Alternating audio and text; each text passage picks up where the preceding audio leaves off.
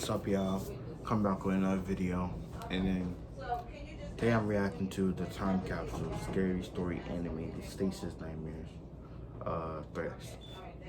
So I didn't react to the first one because I actually didn't know it was. I didn't realize it was the second one. I reacted to the second one, not realizing that it was the first one. I did watch the first one, but I didn't do a video for the first one because it came out like almost a month ago. So yeah, I'm not doing a video of that. Anyway, so we got the third one right here. I'm waiting for this because I really like the second one. I like Nightmare Tales because they always have a twist to the story. And like I said in the first one, it was gonna happen, and it did. So yeah, let's see what we got going on.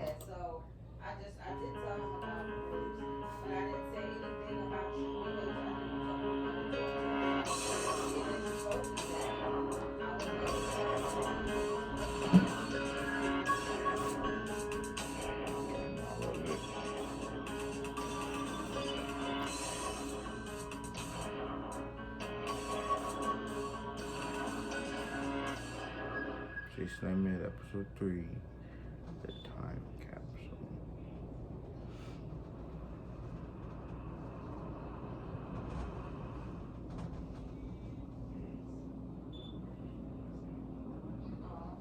This citizen, Gloria Aquino, deck officer on the spaceship's flight crew, finds herself in the small American city of Oak Ridge, Tennessee in the year 2059. As a member of the city government's public relations department, she's playing a key role in the preparation of the 100-year anniversary of the city's inauguration, which involves unearthing a time capsule that has laid dormant since 1959. There is some old lore surrounding the time capsule, in that it is not exactly known why it was placed there, or what the contents are within it either. Library archives of the day it was buried are intriguingly scarce, with entire sections of old newspapers having been removed, in what appeared to be an attempt to almost erase the entire event from history. The 100-year anniversary would have possibly gone by completely forgotten had it not been for a team of hospice staff clearing out the possessions of a deceased resident and finding a series of photographs of the event in a photo album. The event showed the city mayor and what appeared to be other dignitaries standing alongside the capsule prior to its descent into the earth below. A small newspaper clipping detailed some of the items that lay within: a wristwatch, a pipe and tobacco, a map of the city, and several other ordinary items of the time. However, one item in particular stood out to them all, and it was some form of carving showing a horned owl hovering over a house. One of the ladies who had Cherokee Indian ancestors was horrified at the sight of this, and once calmed down explained that it was an extremely bad omen and should be left where it lies at all costs. Her co-workers thought she was insane to buy into such superstition and were quick to present their findings to the city officers so it could be added to the promotional material for the centenary event. Gloria was somewhat taken aback by this find and raised her concerns with the mayor immediately, recommending that the event be cancelled. Word spread quickly about the potential contents of the time capsule, and the principal chief of the Cherokee tribe condemned the event. The mayor, the organization committee, and the majority of the public, however, completely ignored his protests. Some people you gotta show them better than you can tell them. Because bro, this is in our culture. We're telling you to not do it because it's in our culture. It's that if you do this, it's not gonna be good for y'all.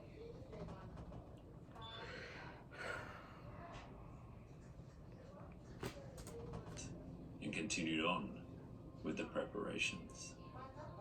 In the nights leading up to the event, odd things began to happen around the town. Car accidents had increased in frequency, as did workplace accidents and injuries. Many put this down to people being preoccupied with the pending celebration. Yeah, okay. However, some reported sightings of a Cherokee medicine man in areas around the city each night, soon after sundown. The city was divided on these sightings and the events that people assumed were linked. The principal chief supported the claims of unfortunate events being connected, but denied any involvement. He repeated his warnings daily, and it became clear that the town was slowly becoming increasingly paranoid. The mayor's office held an emergency meeting with the topic of discussion being whether or not to go ahead with the centenary celebrations and the unearthing of the time capsule. The debate carried on for several hours, with the ultimate outcome being if they would indeed go ahead, as the mayor declared it would be ridiculous for them to give in to such unfounded superstition. Someone needs to get the mayor up out of here, because what's wrong with you, old man? Gloria wrapped up her work for the day and was leaving the city offices when she felt a distinct change in the air around her. She couldn't shake the feeling that she was being watched, and therefore made her way to her car as quickly as possible. On the drive home, she began to curse herself for not being stronger and failing to stand up to the ignorance in the room at the mayor's office. She knew that unearthing the amulet was disrespectful to the Cherokee people, and she felt horrified that it was allowed to go ahead. Not even just disrespectful, but it's also stopped not what she vowed as she looked into the rear vision mirror to commit this to herself. Oh no. It was then that she realized she was not alone. The ominous figure that sat behind her had been with her for the duration of the entire journey. Oh, and she stood on the brakes as soon as she had realized this. Tuck and Gasping roll. for breath, she managed to croak the obvious question. Who are you? Not important, the shadow hissed back. What is important is that you push for the ceremony to go ahead. It will do more for the plight of the Cherokee people than you can possibly imagine. Oh, will not. Gloria was confused. I don't understand, she questioned. It's going to do more for you, There's weirdo. no need to. Just trust that what gets unearthed on the day will ensure that justice is served. And with that, the next moment she looked, the figure was gone. Gloria sat in silence, confused and alone. Catching her breath and trying to calm her heartbeat, which was painfully near bursting point, she was convinced she would endorse the ceremony for fear of not knowing what would happen next if she didn't. Unfortunate events continued in the town to the point where the Cherokee were experiencing more frequent persecution than usual, which, along with a silent protest over the impending ceremony, forced them all to temporarily leave the city. The day had come. Not a single full-blooded Cherokee Indian would be there to see it. Gloria was of mixed emotions. However, she was convinced that the medicine man she had spoken to had directed her to do the right thing. The capsule was excavated from its signposted location and put on display for all in attendance to see. An enormous crowd had formed to witness the opening of the capsule, all intrigued at what the full contents could be. The afternoon sky gradually darkened over the city of Oak Ridge that day, moments prior to the capsule being unlatched. The mayor said his token spiel to the crowd, twisted the cap, and lifted the steel housing off. A brilliant and sudden shock of blinding energy burst forward from the capsule, burning the eyes of every single person unfortunate enough to have been staring at it, and roasting their skin, hair, and clothing along with it. The device that had been excavated was not the treasured time capsule at all. It was actually still safe and secure much further down in the ground. The crew tasked with the excavation duties had come across, unbeknownst to them, one of the dozens of buried experimental nuclear devices clumsily hidden soon after the Second World War had come to an end. Hey, yo.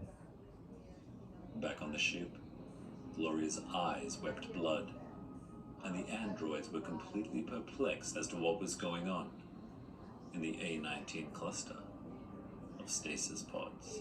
What's wrong with her? Ha! Like it. Yo, look at him smiling again.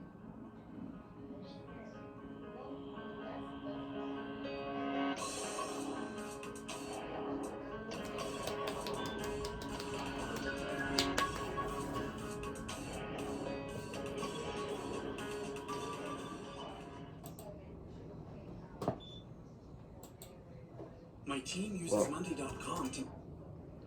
that was that. That was some good stuff. That was some good stuff. I liked it. Like,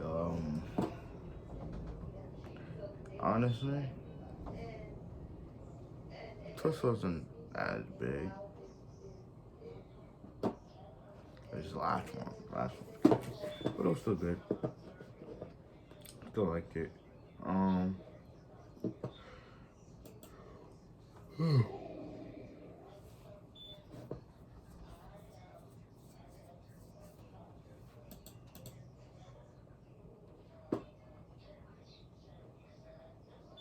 Alright.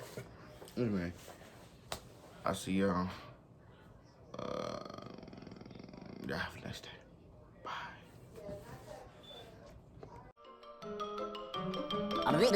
That's all, folks.